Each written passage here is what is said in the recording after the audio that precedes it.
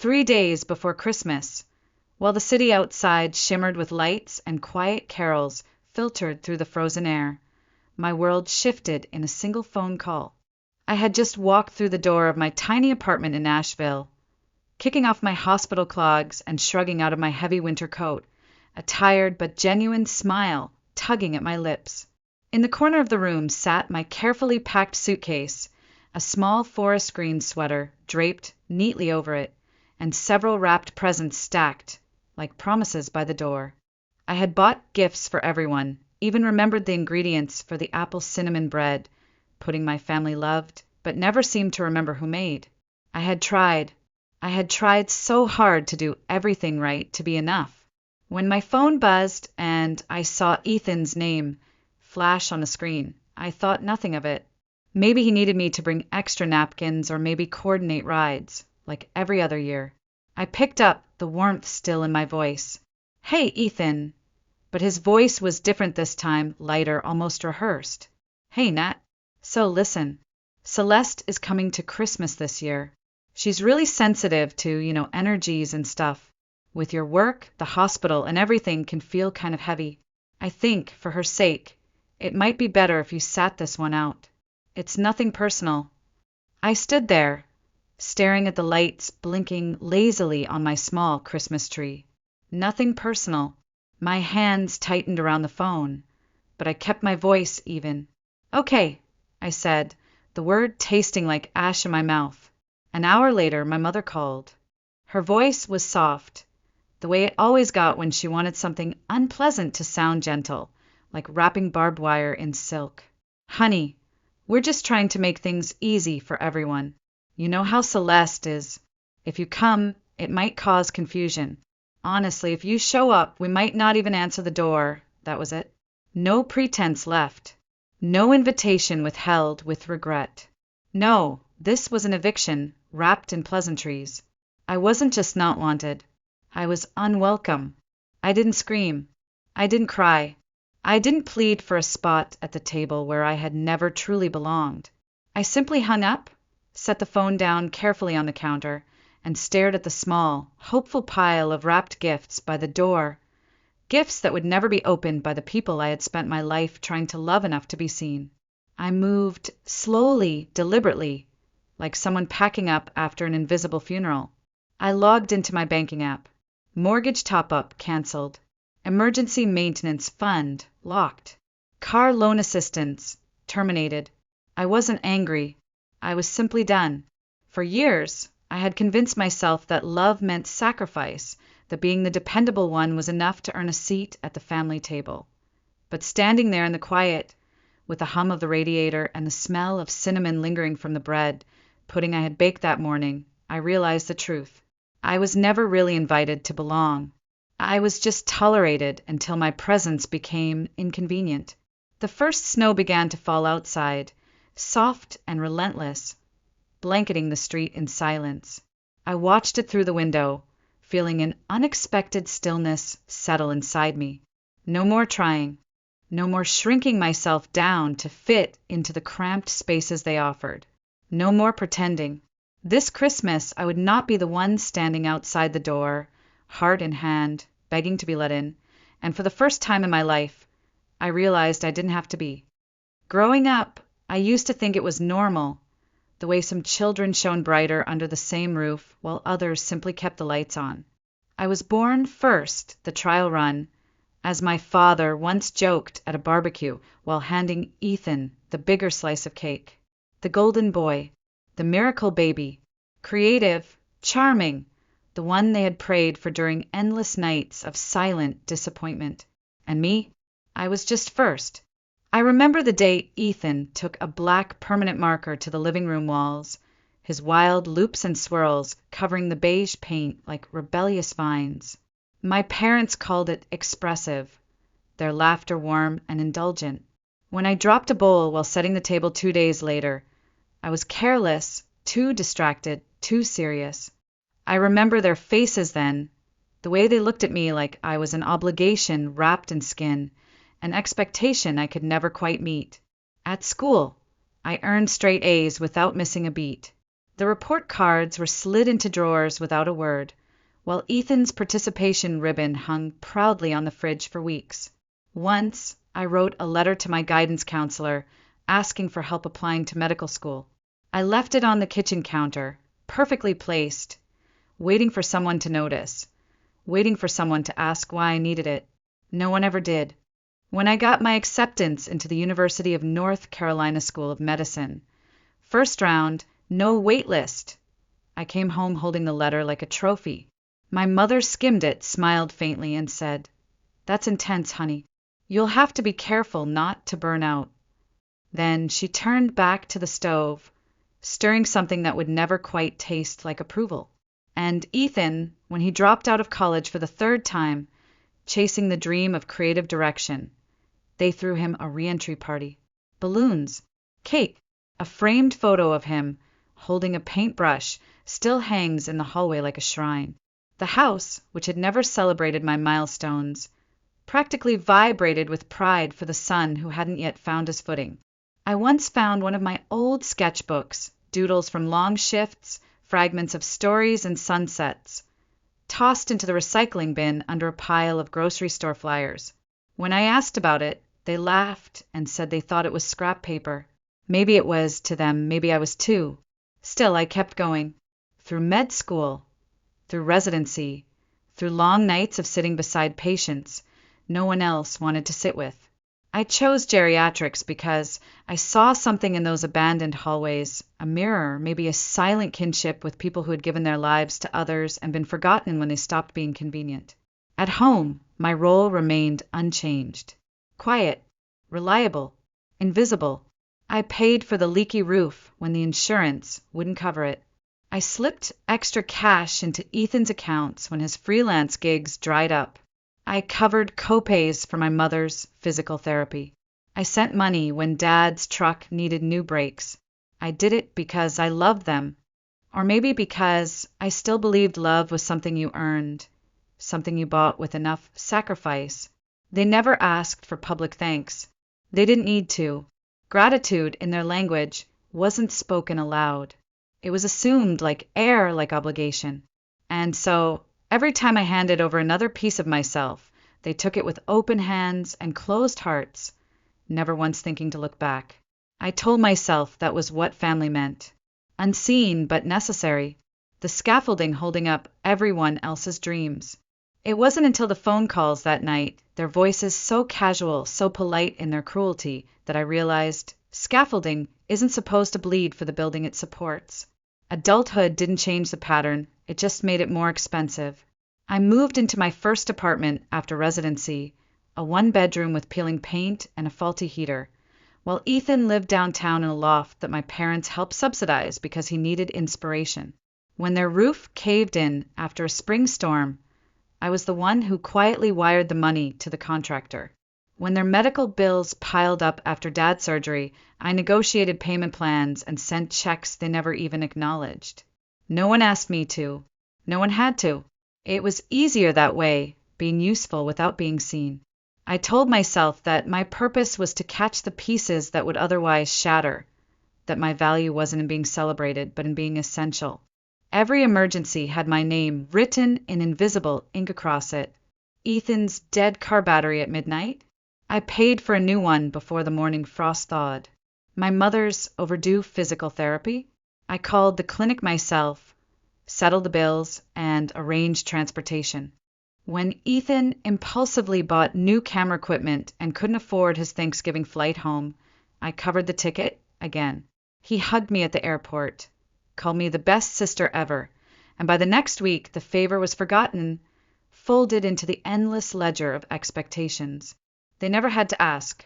I stayed ahead of their needs like a ghost in the machinery of their lives, fixing, smoothing, covering, while carefully erasing my own fingerprints. Gratitude would have made it harder to keep using me. So it was better, maybe, that they forgot. I was the scaffolding again, the hidden beam in the house they never thought to thank because it had never collapsed until now. Sometimes late at night, after double shifts at the hospital, I would sit by the window with a cup of tea and wonder what it would feel like to be seen.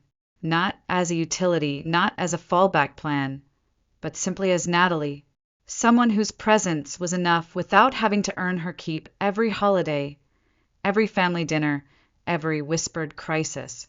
But the years taught me not to linger too long on wishes. Wishes were for children and golden boys. Wishes didn't pay mortgages or reset expectations carved in bone. So I kept moving, kept showing up, kept absorbing every slight and every omission like a sponge that was never supposed to leak. When Christmas rolled around each year, I baked the apple cinnamon bread pudding they all loved, carefully wrapping it in foil and smiling when they said, "Oh, this is just like the one from last year," as if it had appeared by magic.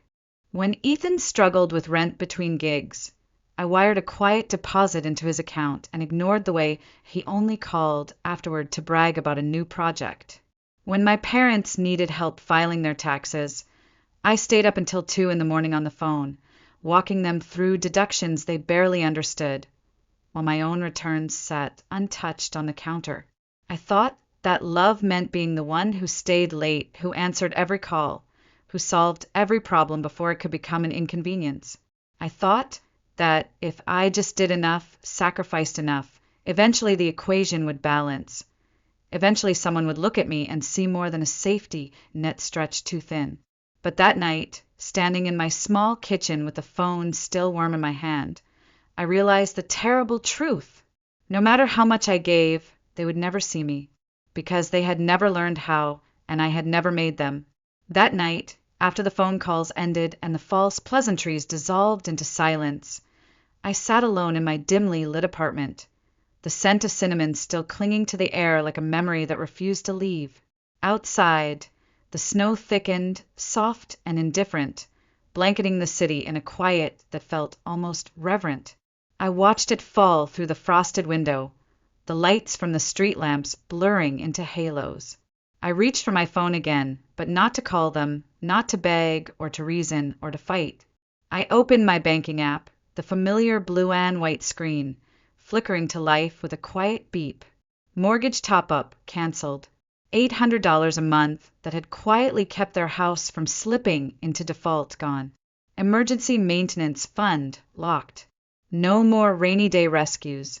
Car loan assistance terminated. Ethan's new battery would be his own problem next winter.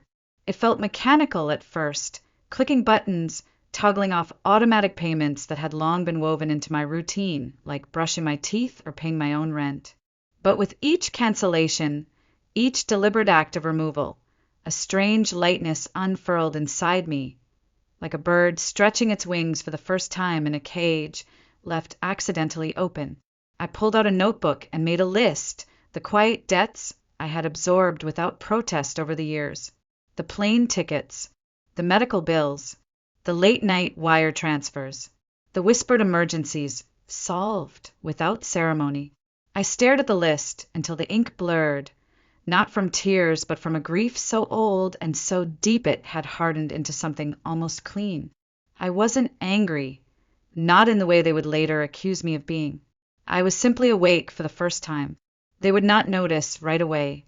That's the thing about being the invisible scaffolding. It's only when you're gone that anyone realizes you were holding up the whole damn ceiling. The missed mortgage payment wouldn't sting until the final notice arrived. The forgotten rainy day fund wouldn't matter until the pipes burst again in January. Ethan's gigs would still flutter and fall like they always did. But this time there would be no soft landing stitched together by my hands. I didn't announce it. No grand declarations. No fiery text messages. No social media posts dripping with vague sadness. I didn't even tell Aunt Lillian, the only member of the family who still sent me birthday cards with handwritten notes. I simply withdrew, quietly, completely. I deleted the half-written holiday message I had drafted earlier that day, the one wishing everyone a warm and joyful Christmas. I unplugged the tree. I put the wrapped gifts back into the closet, their cheerful paper suddenly garish and strange against the starkness of my new resolve. I didn't cry. I didn't even feel the need to. There was no room for sorrow in the space that had opened inside me, only clarity. Love, I realized, shouldn't feel like a constant performance for an audience that never bothers to applaud. Family shouldn't be a ledger where the cost of belonging is measured in sacrifice after sacrifice until there's nothing left to give. I had spent years believing that if I just gave enough, stayed small enough, smiled wide enough, I could earn a place that should have been mine without question. But love that demands your silence isn't love at all. And family that only welcomes your usefulness isn't family, it's a transaction. One I was no longer willing to pay into. The snow outside thickened, covering the world in a fresh, indifferent hush. Somewhere across town, my family laughed and planned a Christmas I was not invited to. A Christmas they believed would be lighter without me. I let them have it. I let them build their celebration on the illusion they had so carefully constructed, the one where I was the problem. The heavy one. The inconvenient reminder that not everything pretty is pure. For the first time in my life, I chose not to show up, and in doing so, I reclaimed something I hadn't even realized I had lost. Myself. Christmas morning came soft and gray, the world outside blanketed in a heavy silence that seemed to seep into my bones. I sat by the window with a mug of tea cradled in my hands, the faint scent of apple and cinnamon rising from the steam, bittersweet and strangely hollow. The gifts I had so carefully wrapped sat untouched in the corner, bright paper and careful bows mocking me with their misplaced hope. I didn't light the tree.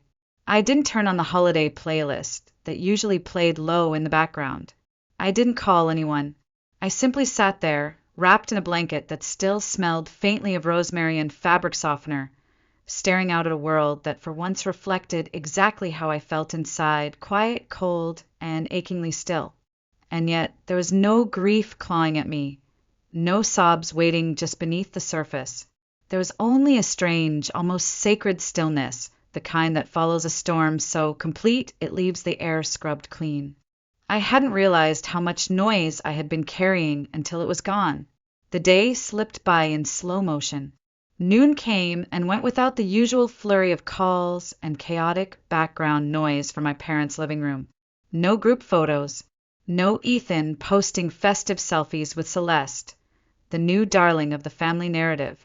No last-minute texts asking me to Venmo money because the ham was more expensive than they thought. Just silence.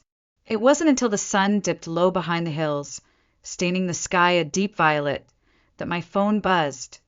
Once, then twice, then 3 times in rapid succession. I ignored it at first, assuming it was some group thread I had forgotten to mute. But then a message popped up. Aunt Lillian, can you answer? You've done enough damage already. My stomach dropped, the words burning into my retinas like an accusation carved in flame. Damage? What damage? I hadn't even been there. Before I could fully process it, my phone rang again. Aunt Lillian's name flashed across the screen. I answered, my voice hoarse from disuse. What happened? I asked. Her voice was soft, careful, like someone approaching a wounded animal. They're saying you ruined Christmas, she said. But you weren't even there. I blinked, stunned into silence. How could I have ruined something I hadn't even been invited to? How could absence be more disruptive than presence? Aunt Lillian hesitated, then continued, piecing the story together in slow, broken phrases. Apparently, some time after dinner, Celeste had wandered through the house, glass of wine in hand, admiring old family photos lined up on the mantel. She had paused at one, a faded snapshot of me from a birthday party long ago, smiling awkwardly in a too big sweater, and she had recognized me. That's Dr. Natalie Hartman, she had said aloud, her voice carrying over the low hum of post-dinner chatter. She saved my grandmother's life. According to Aunt Lillian, the room fell silent in an instant, forks frozen halfway to mouths, laughter dying mid-breath. What happened next was a blur, mumbled half-truths, awkward glances, a tension thick enough to choke on. Celeste asked if I was the sister they always talked about, and whatever she heard in response made her quietly gather her things, thank my parents stiffly, and leave without another word. By the time Aunt Lillian called me, the fallout had already begun. Celeste had posted something online something honest, something raw, and it had started to ripple through the delicate web of connections my family had spent years weaving around Ethan's budding art career. I didn't know all the details yet. I didn't need to. I could picture it perfectly. The whispered jokes about me being too intense, the casual cruelty disguised as concern, the way they reduced my entire existence to a cautionary tale about ambition and loneliness. It wasn't new, but for once, someone else had been paying attention. Someone who hadn't been raised to believe that kind of cruelty was just the way families loved. Someone who had seen me, really seen me, not through the distorted lens of resentment and guilt, but through the clear memory of a moment when kindness had mattered more than image. That night, as I sat in the deepening quiet, I realized something, maybe the most powerful thing I had ever learned. Sometimes the most profound revenge isn't slamming doors or shouting truths no one wants to hear.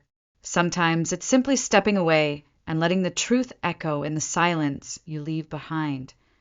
The day after Christmas, the desperation started leaking through the cracks. It began with an email subject line, "Let's reset things," as if years of erasure and dismissal could be wiped clean with a clever title.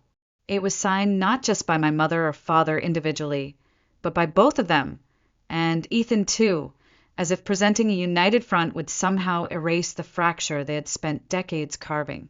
I opened it with the clinical detachment I reserved for the worst patient notes, the ones you knew were a disaster before you even read them. They didn't apologize, not really. There were words about heightened emotions, about misunderstandings, about how much they valued family in that careful, polished language that says everything and means nothing. Buried halfway down the fourth paragraph was the real reason for the sudden olive branch. They wanted me to reach out to Celeste, to clarify things, to smooth it over, to protect Ethan's reputation in the art circles she was connected to in New York. It wasn't about me. It was never about me. It was about the fallout, the mess I hadn't even made, the mirrors cracking under the weight of their own reflection. They hadn't suddenly realized they had mistreated me. They had simply realized the cost of that mistreatment had risen higher than they were willing to pay. I didn't reply. That night, my phone buzzed again. This time a call from the hospital administrator, someone I had met only once at a charity gala, a man with kind eyes and a firm handshake. He apologized awkwardly, said my father had contacted him, expressed concerns about my emotional stability, implied that perhaps I was struggling and maybe needed some time off. I felt my face flush with cold rage, the kind that doesn't explode but crystallizes, sharp and cutting.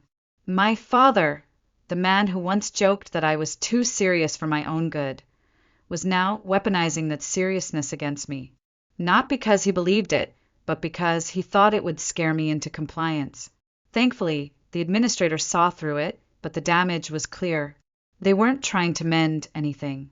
They were trying to discredit me, to control me the only way they knew how, by making me small again.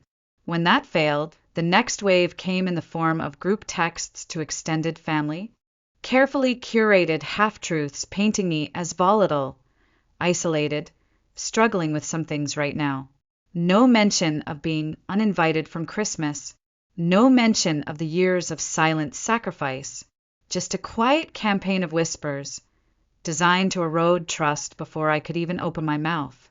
A cousin I hadn't heard from in 5 years messaged me offering a voucher for a yoga retreat, just in case you're feeling overwhelmed. She wrote with a smiling emoji at the end. Overwhelmed wasn't the word, awake was. Each attempt at manipulation, each small betrayal dressed in the language of concern, only clarified what I had already begun to understand. They weren't fighting for me. They were fighting for the image of themselves they had built in their own minds, the family where Ethan was brilliant and beloved, where I was the dutiful, quiet sister who never made waves, where appearances were preserved at all costs. But I was done preserving them. I watched the snow continue to fall outside my window, each flake erasing another trace of the road behind me. And for the first time I felt no urge to explain, no desperate need to defend my side of the story. I knew the truth, and maybe, just maybe, that was finally enough. It didn't end with whispers and emails. It never does with people who believe they are owed your silence. The next move came quietly, insidiously, wrapped in the familiar softness of my mother's voice at my door. It was a quiet Sunday afternoon, the kind of winter day where the cold seems to press against the windows like a living thing. I was filing patient notes at my desk, a mug of lukewarm tea forgotten beside me, when I heard it, a soft, almost tentative knock. I didn't move at first. I just listened to the sound of my own heartbeat, steady and calm. Then I rose, walked slowly to the door, and peeked through the peephole. There they were, my mother, my father, and Ethan, standing awkwardly on the front step, bundled in coats and forced smiles. A family portrait painted in desperation. I didn't open the door right away. I didn't feel fear, only a detached sort of sadness, the kind you feel when you finally realize the rescue ship you've been waiting for is just another mirage. I opened the door a fraction, enough to let the cold seep in, but not enough to invite them inside. My mother spoke first, her voice carefully calibrated to sound gentle. "We just want to talk," she said, clutching her purse like a lifeline. I didn't move. I didn't nod. I didn't soften, because I finally understood they weren't here for me. They were here for the version of me who still thought love could be bartered, for the girl who used to fold herself smaller and smaller to fit into the narrow spaces they allowed. That girl didn't live here anymore. The silence stretched between us, thick and brittle. I saw the flicker of frustration in my father's eyes, the way Ethan shifted his weight from foot to foot, like he wanted to be anywhere else. They were uncomfortable. Good. After a long moment, I said the only word I needed to say. No. No explanations. No bargaining. No reopening wounds they had never tried to heal. My mother's face crumpled, part confusion, part offense, as if she couldn't quite believe that the reliable scaffolding she had leaned on for so long had simply stepped away. I closed the door, quietly, not slamming it, not making a scene, just closing it and locking it. On the other side, I heard their muffled voices rising, first pleading, then frustrated, but I didn't listen. I walked back to my desk, sat down, and wrapped my hands around my now cold tea, letting the silence settle over me like a bomb. Across the room, the framed letter from Celeste sat beside my computer, the ink still smudged slightly at the corners where she had pressed too hard while writing. I looked at it, and for the first time in my life, I didn't feel the weight of expectations pressing down on my chest. I thought about all the years I had spent trying to earn my place in a family that only ever measured me by the ways I failed to reflect the image they cherished of themselves. I thought about every time I had swallowed my own pain to make them comfortable, every time I had built a bridge out of my own brokenness, just so they wouldn't have to feel the cold water below. And I thought about the truth, the one I had finally stopped running from. I wasn't created to be convenient. I wasn't born to be a mirror for their pride or a sponge for their disappointments. I was something else entirely, and maybe, just maybe, that was finally enough. They didn't leave right away. I heard the soft scuff of shoes against the doormat, the low murmur of hurried conversation, the desperate edge creeping into their voices. My mother knocked again, lighter this time, almost apologetic. "Natalie, please, we just want to talk." But I stayed where I was, seated at my desk, the framed letter from Celeste a quiet anchor in the growing storm. I took a sip of my cold tea, savoring the bitter taste. I let the knocking continue until it faded into silence. For the first time, I understood that forgiveness didn't always mean reopening the door. Sometimes it meant choosing not to. Sometimes it meant standing still while the people who had hurt you wore themselves out against the wall you finally built. A wall not of anger, but of self-respect. Minutes passed, maybe longer. Eventually, I heard the shuffle of footsteps retreating, the soft thud of car doors closing, the low growl of the engine starting. They were gone. Not defeated, but denied. I rose slowly, walking to the window, pulling back the curtain just enough to see the back of their car disappearing down the snow-dusted street. No part of me longed to run after them. No part of me ached to call them back. Instead, I felt a deep, resonant peace settle into my bones, the kind of peace that only comes when you finally stop begging for a seat at a table that was never built for you.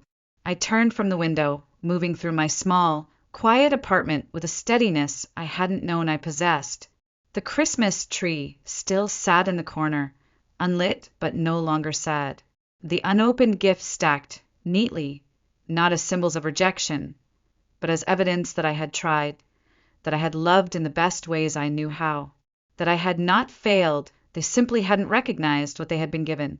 I made myself another cup of tea, stronger this time, the steam rising in lazy spirals. I wrapped the blanket tighter around my shoulders and sat back down at my desk. The letter from Celeste caught the edge of the light, the handwriting steady and sure. "You made a difference," she had written. "You didn't give up. You made her feel like she mattered." I ran my fingers lightly over the frame, feeling the slight ridges of the wood, the coolness of the glass, tangible reminders that even when the people closest to you refuse to see your worth, someone else will. Someone honest. Someone paying attention. I thought about all the years I had spent bending myself into smaller and smaller shapes, trying to fit into a mold that was never meant for me. I thought about the exhaustion, the endless hustle for affection, the way I had mistaken tolerance for love. And I thought about the moment I had closed that door, not with rage, not with bitterness, but with finality. It wasn't cruelty. It was clarity. They hadn't come because they loved me. They had come because they needed me, needed the quiet, compliant version of me to patch over the cracks they refused to acknowledge. But that girl was gone. In her place was a woman who understood that no matter how much you love someone, it's not your job to make them whole. It's not your duty to sacrifice yourself on the altar of their comfort. It's not your destiny to stay broken so they can feel complete. I sat there as the snow continued to fall outside, blanketing the world in clean, unbroken white, and I realized, maybe for the first time, I was free. Days passed, slow and strangely soft, like the first deep breaths after a long-held tension finally breaks. I went back to work. I made rounds at the hospital. I sat with patients whose families still came, and with those whose families had long stopped visiting. I listened. I stayed. I did the work that mattered, the work no one ever threw a party for. One afternoon, a small package arrived at my door, no return address, just my name written in careful, slanted handwriting. I opened it cautiously, peeling back the brown paper to reveal a letter tucked inside thick, ivory-colored stationery. The ink was smudged slightly at the corners, a human touch in a world that often felt too polished. It was from Celeste. She wrote about her grandmother, about how she still practiced yoga twice a week, still walked to the farmer's market every Saturday morning. She wrote about how years ago, when the world had quietly started giving up on an old woman with failing kidneys and a fading spirit, there had been one doctor who didn't, who sat by her bedside long after visiting hours ended, who treated her not as a burden, but as a person still capable of joy, still deserving of dignity. "You didn't just save her life," Celeste wrote. "You reminded her that she was still living." I read the letter twice, then a third time, tracing the words with my fingertips as if trying to etch them into my skin. I framed it that night, hanging it above my desk where the morning light would catch it, a small, quiet testament to the truth I had almost forgotten. I wasn't invisible. I wasn't heavy. I wasn't too much. I was exactly who I was supposed to be, and the people who couldn't see that were never the measure of my worth. For the first time in longer than I could remember, I didn't feel the itch to explain myself, to justify my boundaries, to apologize for the shape of my existence. I didn't owe anyone an entry ticket into my life, not even those who had once been given the first and best seats. Weeks later, another email arrived, this one less polished, more desperate, more telling. It was a final attempt, one last reach from the family that had spent years asking me to shrink, to smooth, to silence myself for their comfort. It began with the usual phrases, "We miss you. We never meant to hurt you. Can we start over?" And buried near the end, like a splinter they couldn't hide, was the real plea. Please ask Celeste to take down her post. Ethan's struggling to find work now. It's affecting his future. Not an apology, not a reckoning, just another transaction, another debt they believed I should pay. I didn't respond. Some bridges aren't meant to be rebuilt. Some doors, once closed, are better left that way, not out of anger, but out of respect for the person you fought so hard to become. As I sat at my desk that evening, filing patient notes, the sun dipped low outside my window, casting long golden streaks across the letter from Celeste. I leaned back in my chair, closed my eyes, and for the first time in years felt whole. Not because someone else finally told me I mattered, but because I had stopped asking for permission to believe it myself. So to anyone out there who's ever been made to feel invisible by the people who were supposed to see you first, to anyone who's been called too much, too serious, too inconvenient, let me tell you something they will never say. You're not too much. You are not a burden. And you never needed to shrink yourself to fit into someone else's broken story. Write your own. And if this story touched something inside you, if you've ever sat in the quiet after being left out and realized you were freer than you had ever been, then know this. Sometimes the most powerful thing you can do is not show up at all.